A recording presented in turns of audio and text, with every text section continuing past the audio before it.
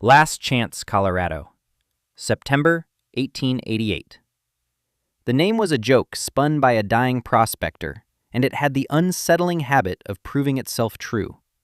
It clung to the high, thin air of the San Juan Mountains, a place of stunning cruelty, where the sky was a deep, unforgiving blue and the granite peaks scraped at the belly of heaven. Here, pity was a resource scarcer than gold. Alara Vance was a liability. She knew it in the way the other women in the settlement looked at her, their gazes a mixture of sympathy and calculation. The sympathy was a thin gruel offered out of duty. The calculation was the hard stone at the bottom of the bowl. How much would this widow and her 2 small children cost them when the snows came? Her husband, Elias, had been taken by a cough that turned to blood and then to silence, leaving her with a half-finished cabin on a worthless patch of scree and a stack of debts written in the elegant, unpitying hand of the company store owner. The cabin was a testament to a dream interrupted. The foundation was solid, the walls were thick, but the roof was a temporary measure, and the gaps in the chinking seemed to breathe with the mountain. It was a sieve for wind.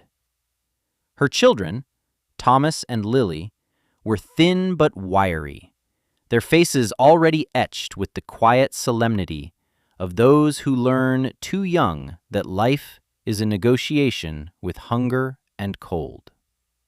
The central problem was fire. Fire was life.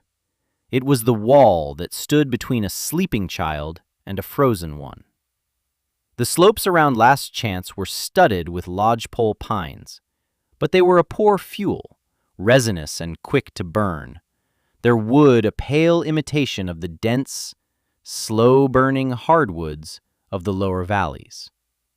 That good wood cost money. Money Alara did not have. The mine had paid Elias in scrip, now just colored paper in a tin box. The community's judgment was a palpable thing. It followed her when she went to the settlement's single well, a weight on her shoulders, heavier than the 2 buckets of water she carried back.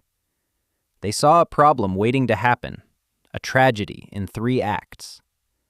The first act was her widowhood. The second would be her descent into begging. The third, the one they all dreaded, would be the discovery of 3 frozen bodies after the first great blizzard. A grim task that would fall to their husbands and sons. Their pity was a blanket that smothered will. It was a suffocating kindness that expected her to fail, that had already written the end of her story. But Alara possessed a secret resource, one they could not see. It was not money, nor was it strength. It was a small, leather-bound journal, filled with the cramped, angular script of her late husband.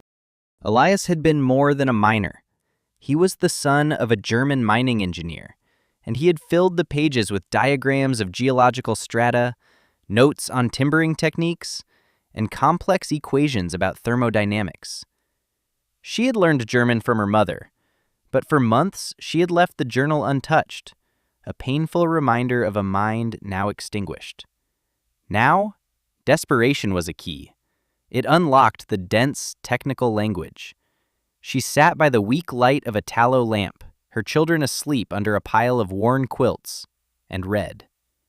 She traced the drawings of struts and supports, of adits and shafts, and then she found it, a chapter titled Stollenholz. The word was unfamiliar. Gallery wood. Elias wrote not of geology, but of fuel.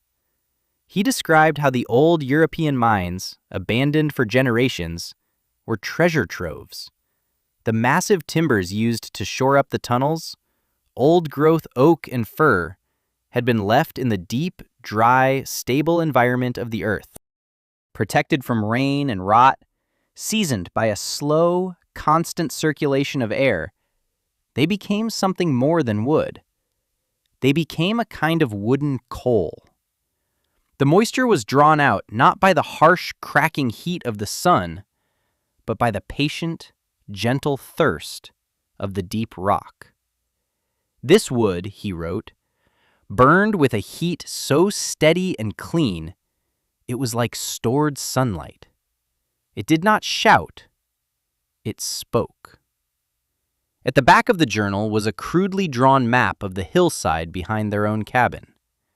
Elias had marked a spot with a small X. Beside it, a single word. Versuch. An attempt. A test. He had been looking for a new vein, a private gamble. He had started a tunnel.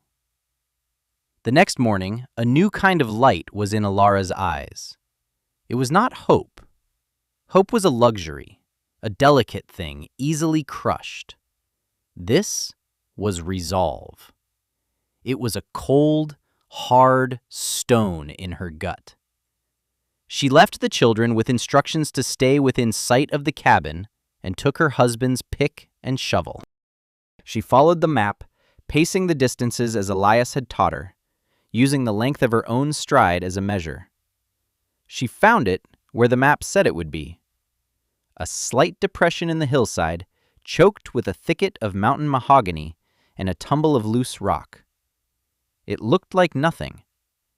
It looked like every other part of the unforgiving mountain. But when she knelt and pushed aside the dry, scratching branches, she saw it. A single, splintered piece of a hewn log, its end buried in the scree. It was the ghost of a frame. Her folly began. The labor was a punishment. The sun beat down, and the thin air sawed at her lungs. She dug. The pick was heavy, an awkward extension of her arm. It jarred her bones with every strike against the compacted earth and stone. The shovel felt clumsy. The wheelbarrow, its iron wheel groaning in protest, was a beast she had to wrestle up and down the slope. She was not clearing a path. She was performing an act of defiance against the mountain, against the pitying eyes of the town, against the fate that had been so neatly prepared for her. Day after day she worked. Her hands, accustomed to needle and thread, became raw, then blistered, then calloused. Her back was a column of fire.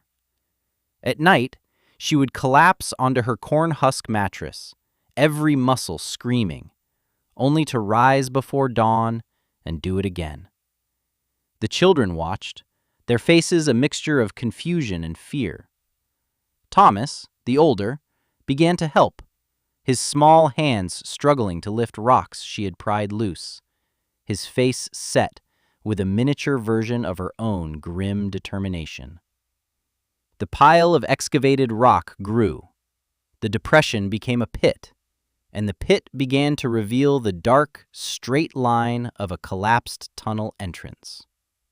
The top timbers had given way, burying the opening under tons of rock and soil. It was slower, harder work than she had ever imagined. She was a woman digging into a mountain with tools designed for a man twice her size. It was absurd. It was Silas Blackwood who gave her work its name. He was the freight hauler, a man whose reality was defined by weight, distance, and cost. He was broad and solid, his face weathered by wind and worry into a permanent mask of pragmatic authority. He wasn't the mayor. Last Chance was too small and desperate for such formalities, but he was its center of gravity. He owned the wagons that brought flour and salt from the flatlands, and he controlled the supply of the two things that mattered more than gold in winter: coal and good, seasoned hardwood from the valleys. He was not a cruel man, but his worldview was as rigid and unyielding as a wagon axle. He believed in what worked, and he had no time for what did not. He saw her from the trail below, a small figure hacking away at the hillside. He reined in his team, the big mules stamping and jingling their harness in the quiet air. He watched for a long time, his brow furrowed. Then, with a sigh of profound exasperation, he tied off the reins and began the climb up to her claim. He stood over her, casting a long shadow. "Mrs. Vance," he said, his voice not unkind, but heavy with the burden of stating the obvious. "What in God's name are you doing?" Alara paused, leaning on the shovel, sweat stinging her eyes. "I'm looking for firewood, Mr. Blackwood." He looked at the hole, at the pile of rocks, at her raw hands. He shook his head, a slow, deliberate motion. "Woman, there are trees on this mountain. Poor trees, I grant you, but trees all the same. This," he gestured at the hole, "this is madness. This is widow's folly." "My husband believed there was timber in this exploratory tunnel," she said, her voice flat. She would not plead. She would not explain about the journal. That knowledge was hers alone. Silas let out a short, barking laugh, devoid of humor. "Your husband was a good man, but he was a dreamer. An exploratory tunnel? Even if there was one, it's collapsed. A death trap. And any wood inside, after all these years? It'll be rotten, damp, and worthless. Good for fungus, not for fire." He leaned closer, lowering his voice as if sharing a painful secret. "You're wasting your strength. You're wasting the last good days before the snow. You'll work yourself to death for nothing. Go down to the settlement. Speak to the preacher. There's a fund for widows. It's not much, but it's better than digging your own grave." "I'll find my own wood," she said. He looked at her for a long moment, his gaze softening into the familiar, suffocating pity she had come to despise. "As you wish," he said, turning away. "But don't come crying to me when the first blizzard hits and you're burning your floorboards. My wood is for those who pay. My charity has its limits." His verdict traveled faster than his wagons. Widow Vance's folly. It became the talk of the town. The men laughed about it over lukewarm beer at the saloon. The women whispered about it over their sewing circles. The pity she had once endured was now replaced by something sharper. Mockery. She was no longer just a liability. She was a fool. A cautionary tale of how grief could unhinge a woman's mind. Her isolation was now absolute. No one offered to help. No one stopped to chat. They looked away when she passed, as if her particular brand of madness might be contagious. She was alone with her children, her folly, and the unblinking gaze of the mountain. Weeks turned into a month. The air grew a sharper edge. The aspen groves in the lower valleys turned from green to a blaze of gold, a final, beautiful warning. Alara kept digging. And then, one afternoon, her pick struck something that was not rock. It made a dull, hollow thump. She cleared the dirt away with her hands and found it. A massive 12-inch by 12-inch timber laid horizontally. It was the lintel of the original tunnel entrance. It was cracked but had not broken.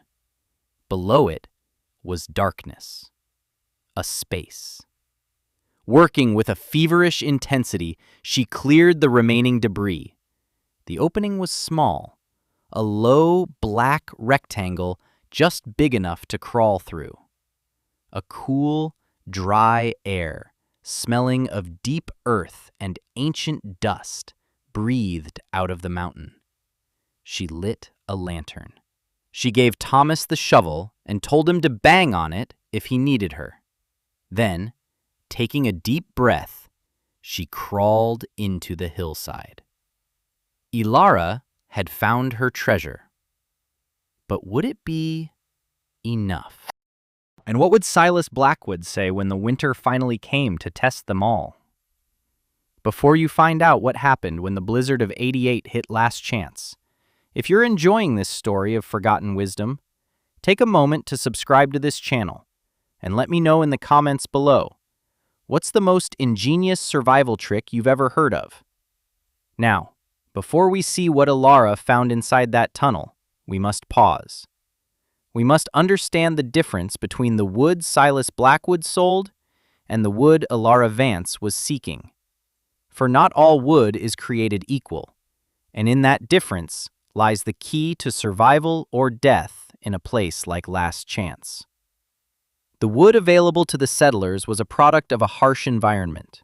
The high-altitude lodgepole pines grew fast and thin, their wood porous and shot through with resin.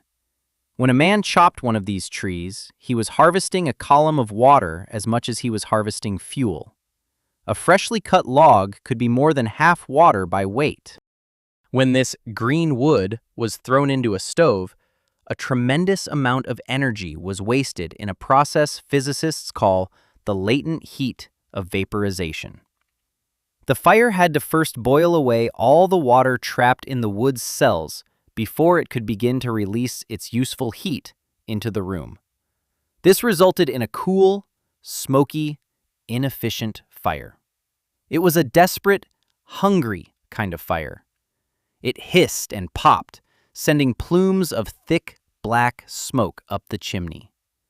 This smoke was not just wasted fuel, it was a danger.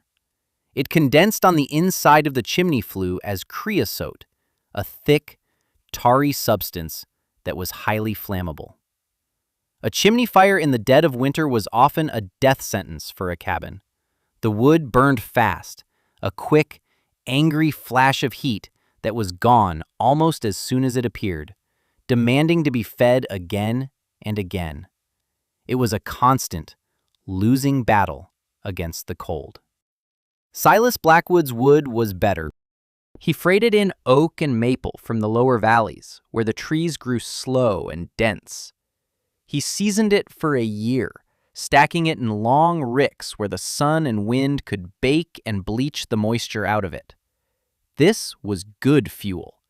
It burned hotter and longer than the local pine. But it was a commodity.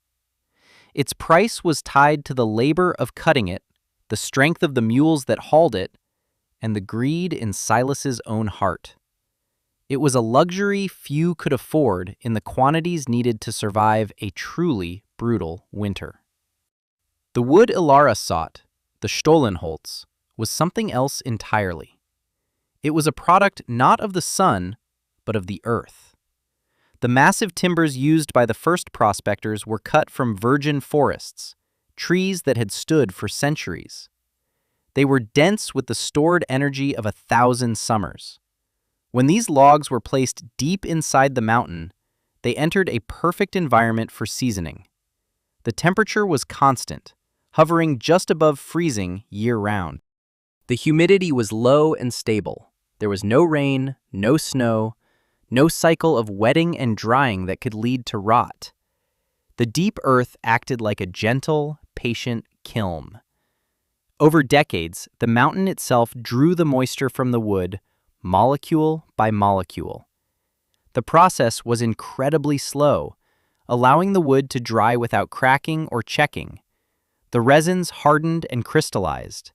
The cellular structure of the wood became dense, stable, almost petrified. What remained was nearly pure cellulose and lignin, the very essence of stored solar energy. This was the genius of what Alara had found. The town's wood was a shout of fire, brief and loud, consuming itself in a frenzy of smoke and fury. The wood in the mountain was a story, told slowly, radiating a deep, penetrating warmth long after the telling was done. It would burn with an almost smokeless, blue-orange flame, releasing its energy not in a sudden rush, but in a steady, glowing wave. It was not just firewood, it was a battery. A battery that had been charging for 50 years in the belly of the mountain, waiting for someone with the knowledge, and the desperation to come and claim it. The lantern light cut a weak, trembling circle in the absolute blackness. The air was still and cold, but it was a dry, clean cold, without the damp bite of the world outside. The tunnel was narrow, the rock walls close on either side. It ran straight into the mountain, and it was lined with wood. On both sides and across the ceiling were massive, hand-hewn timbers. They were dark, almost black, and covered in a fine layer of gray dust. They were not rotting. They were perfect. They were as solid as the rock they held back. Ilara ran a hand over one. The surface was smooth, hard as iron. She saw the marks of the adze that had shaped it half a century ago. The tunnel went deeper than she could have imagined. She walked for 50, then 100 feet. It was a forest of preserved wood, a library of heat. Elias had not just started a tunnel, he had stumbled upon a forgotten, extensive mine. The original prospectors had clearly been chasing a significant vein, and they had spared no expense in timbering their shaft. There was enough wood here to last a dozen winters. For the first time in months, Ilara wept.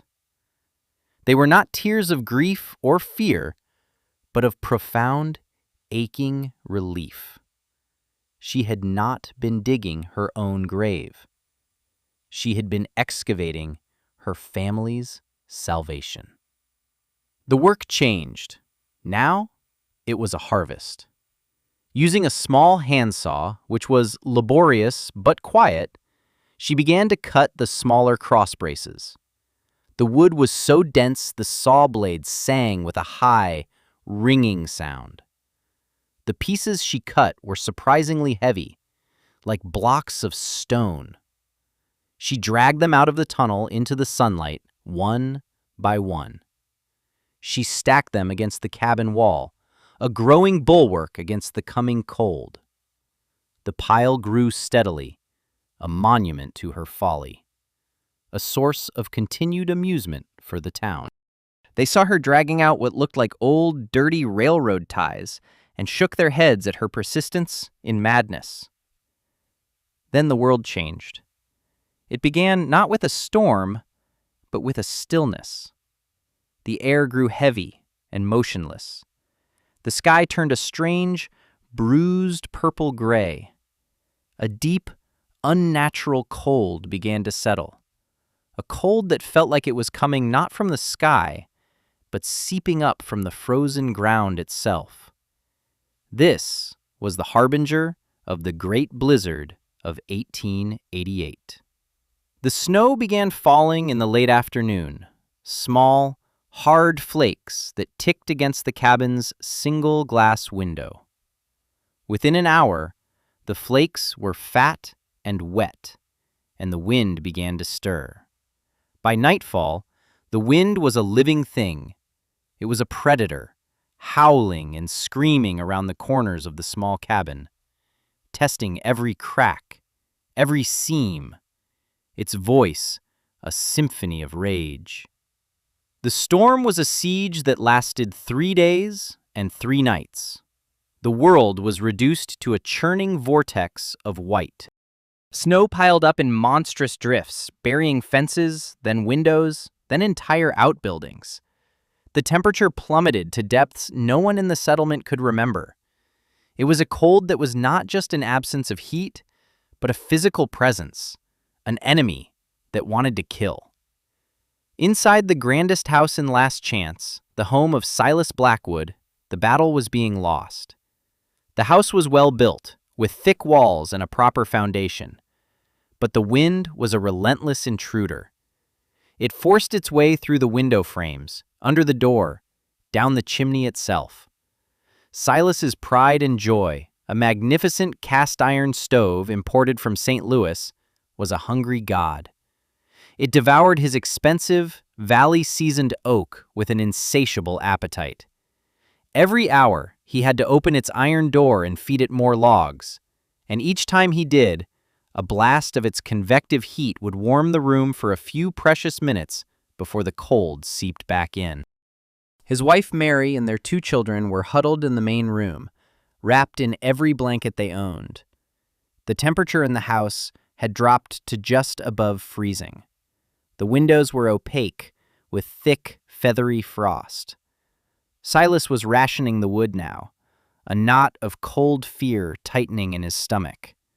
His woodpile, which he had thought was a fortress of security, was dwindling at an alarming rate. He looked out the window at the white chaos and thought, with a grim, unwelcome flicker of righteousness, of the widow on the hill.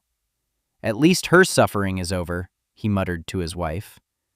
It was a terrible thought, but it was a comfort, a confirmation that his own practical wisdom was, in the end, the only true path. He was struggling, yes, but he was alive. She, in her folly, was surely not.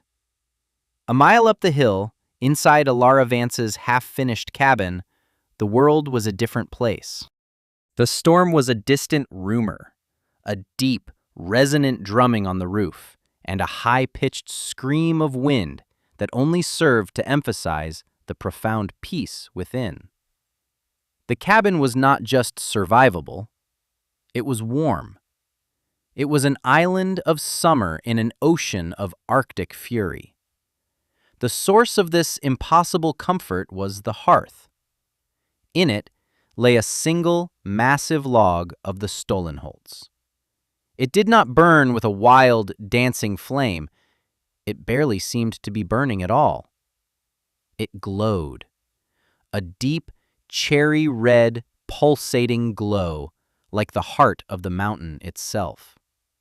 It radiated a steady, penetrating heat that had soaked into the thick stones of the fireplace, turning the entire chimney structure into a massive thermal battery. The air in the room was warm and dry. The window was clear, and through it, Alara could see nothing but a solid, moving wall of white. A kettle of water sat on a trivet by the fire, humming softly. Lily was asleep in her small bed, a faint blush on her cheeks. Thomas was on a bearskin rug, carefully carving a piece of scrap pine with his father's old knife. Alara sat in her rocking chair, mending a sock. The scene was one of absolute domestic tranquility. The cold did not intend to kill her. It was merely the weather. The wind did not howl like a hungry wolf. It was simply the sound of the world turning. She had found more than fuel. She had found sanctuary. On the 4th morning, the world was born anew into a terrible, silent beauty. The wind had died. The snow had stopped. An absolute silence blanketed a landscape transformed, buried under 10 feet of powder. The sky was a brilliant, painful blue, and the sun shone on the new world with a dazzling, heatless light. The cold that followed the blizzard was even more profound, a deep, crystalline cold that shattered trees and froze rivers solid. Silas Blackwood woke to a house that was dangerously cold. The fire in the stove had died in the night. He had burned through nearly his entire winter supply in 3 days. He pulled on his stiff, frozen boots and went outside. The scale of the disaster was immediately apparent. The town was paralyzed, entombed. Chimneys poked out of vast, rolling dunes of snow. A frantic inventory confirmed his fears. His wood was almost gone. The town's communal supply was decimated. He heard reports of families burning their furniture to stay alive. And then, the nagging thought returned. The widow, Alara Vance. No plume of smoke rose from her chimney. It was his duty, as the town's unofficial leader, to check on the dead. He expected to find a tomb of ice and snow, a grim confirmation of his own wisdom. He strapped on a pair of snowshoes, his breath freezing into a cloud before his face, and began the brutal, exhausting work of breaking a trail up the hill. The journey took him over an hour. The snow was deep and soft, and each step was a struggle. As he drew closer to her cabin, a strange sense of unease settled over him. Something was wrong. There was no smoke, but he could see the chimney stack, and it was not covered in snow. A faint, almost invisible shimmer of heat distorted the air above it. The roof, which should have been groaning under a mountain of snow, was nearly clear. The deep, radiant heat from within had melted the bottom layer, causing the great mass to slide off. He reached the cabin, his heart pounding from the exertion and a dawning, fearful curiosity. He expected the door to be sealed shut with ice and snowdrift. He reached for the handle, preparing to have to break it down. It turned easily. The door swung open, and a wave of warmth washed over him. It was a physical blow. A dense, dry, enveloping warmth that felt like walking into a summer afternoon. It smelled of baking bread and clean, dry pine. He stood, blinking, his mind refusing to process what his senses were telling him. The scene inside was an impossibility. Alara Vance was at a small table, kneading dough, her sleeves rolled up to her elbows. The two children, rosy-cheeked and dressed in simple shirts, were playing on the floor. The air was filled with a quiet, comfortable hum.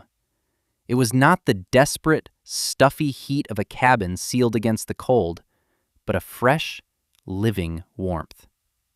His eyes went to the hearth. He saw the glowing log, the heart of the miracle. He saw the neat, massive stack of the dark, ancient wood beside it. He stumbled forward, driven by a need to understand. He reached out a trembling hand and laid it flat against the stone of the chimney breast, far from the fire itself. It was not just warm. It was profoundly, deeply hot, radiating heat like a sun-baked rock. This was the source of the warmth, not the fire, but the stone itself, charged with energy. Silas Blackwood, a man of blustering certainty, a man whose entire identity was built on his practical mastery of the world, was shattered. His expertise was a lie. His wisdom was folly. He had been shouting at the winter, while this woman had been telling it a long, warm story. He looked at Alara, at the impossible peace on her face. His own family was shivering, huddled around a dead stove. His pride crumbled into dust. All he could manage to say, his voice a broken whisper, was, "How?" Alara looked at him, and in her eyes he saw no triumph, no "I told you so." He saw only a deep, weary empathy. She wiped her flour-dusted hands on her apron. "Your stove shouts, Mr. Blackwood," she said, her voice quiet. "My hearth tells a story. The wood must be old enough to know how." She gestured to the stack of Stollenholz. "There is more than enough. Go back to your family. I will send Thomas with a sled. We will share." That act of generosity was more devastating to his pride than any mockery would have been. He stumbled back out into the brutal cold, a man remade. He did not just accept her charity. He became her first student. He returned not with a plea for help, but with a crew of the strongest men in Last Chance. They came expecting to perform a rescue, to be hailed as heroes. Instead, Silas had them stand before Alara's cabin and listen. He made them feel the warmth. He made them touch the hot stones of her hearth. He showed them the glowing, slow-burning wood. He told them of her folly and how that folly had shamed his wisdom. They spent the rest of that day clearing a proper path to the mine. The next day, they went inside, their lanterns revealing the astonishing scale of Alara's discovery. They worked under her direction, learning to select the right timbers, learning how to use the ancient wood for maximum effect. The Storlenholz, which they began to call Vance wood, became the town's salvation. They learned her methods. They learned that a smaller, hotter fire in a hearth of great mass was infinitely superior to a large, fast fire in a thin iron box. They began to modify their own fireplaces, adding stone and mass, turning them from heaters into batteries. Their entire philosophy of winter changed. They were no longer besieged victims fighting a defensive war. They were partners with the cold, using its principles to their own advantage.